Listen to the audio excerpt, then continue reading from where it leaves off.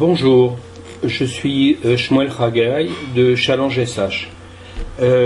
Nous sommes spécialisés dans le développement de logiciels spécifiques d'entreprise, c'est-à-dire qu'en gros on réalise ce que les gens ont besoin et souvent on réunit en une seule application, plusieurs applications connexes. On gère les documents, on peut envoyer des SMS, des emails, on peut gérer les appels téléphoniques entrant directement dans une interface. On a un grand nombre de possibilités et entre autres s'interconnecter avec des bases de données MySQL, de sites internet, créer des formulaires en ligne, créer des uploads, les gens qui veulent rentrer des documents, etc., sur la base de données depuis le web. Aujourd'hui, nous allons parler des codes barres. Voilà un code barre. Ici, le code barre, on le schématise ici avec donc 8 chiffres ou 7 chiffres pour le code fournisseur. Donc là, c'est le même fournisseur qui a plusieurs séries de codes barres en fonction du nombre et la quantité de codes barres.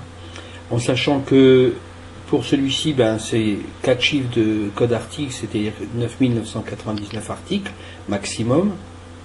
Et celui-ci, 5 chiffres, c'est-à-dire 99 999 articles. En sachant que là, on a, donc, je répète, 8 ou 7 chiffres, ici 4 ou 5, et ici la clé, elle est toujours calculée, et en fonction des autres, des deux autres résultats, et elle est automatique. Donc elle est, indépendante de l'opérateur. Voilà. Ici, on constate que les codes barres ont 3 étoiles, donc le meilleur classement possible sur le site officiel de GS1. On constate que le champ produit a été rempli, le marque principale, marque secondaire ont été remplies,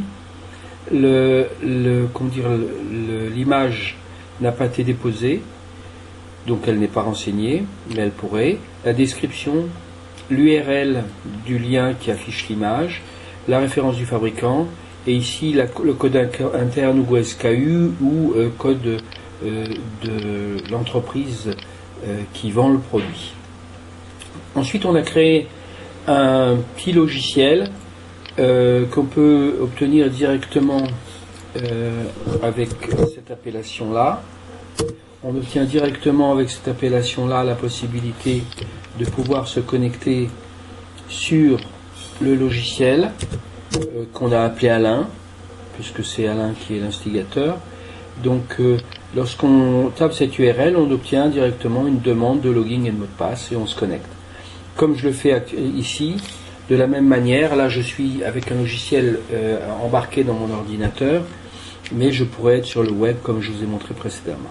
Voilà, ici on a une page d'argumentation, une deuxième page d'argumentation, la structure du code que je vous ai parlé à l'instant, 8 chiffres, 7 chiffres, il faut retenir que celui-ci il a 9999 articles et celui-ci 99 000 articles. Donc ça c'est la structure du code et un petit questionnaire. Faites-vous de la vente en ligne? Si la personne répond oui, elle nous intéresse. Si elle répond non, elle ne nous intéresse pas, au revoir madame. Utilisez-vous des codes barres?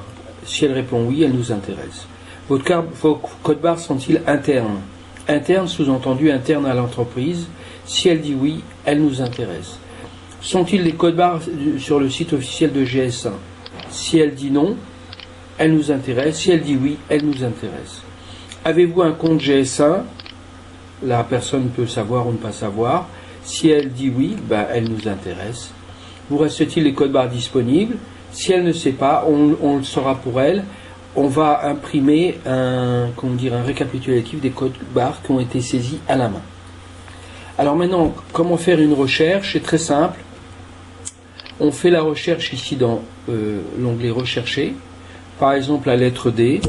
Ici, je veux tous les gens qui commencent par D parce que on m'a attribué tous les gens qui commencent par D. Je fais exécuter la requête et j'obtiens ici 4443 articles sur 65 000.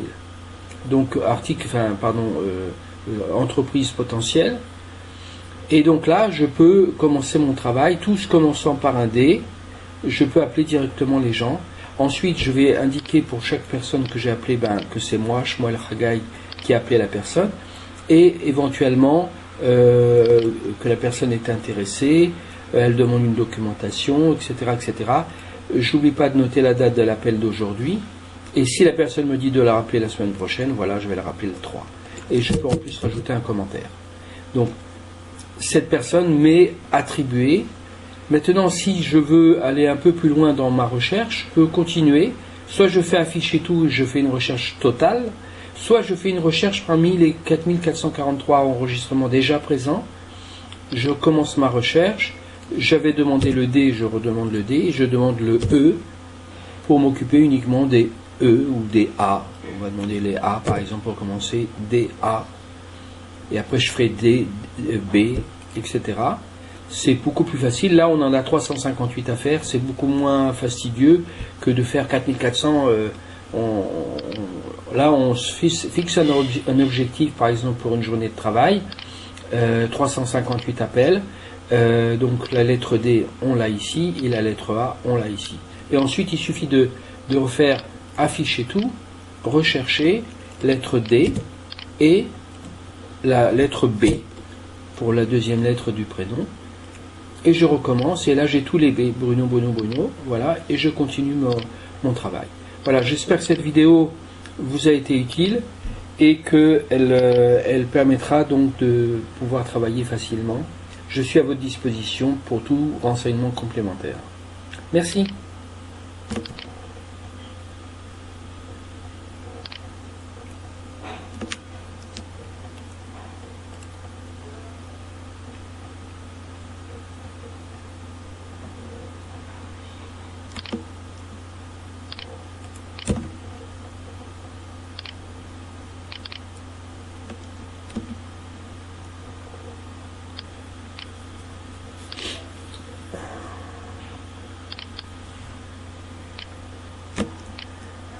Qu'est-ce qui se passe encore ?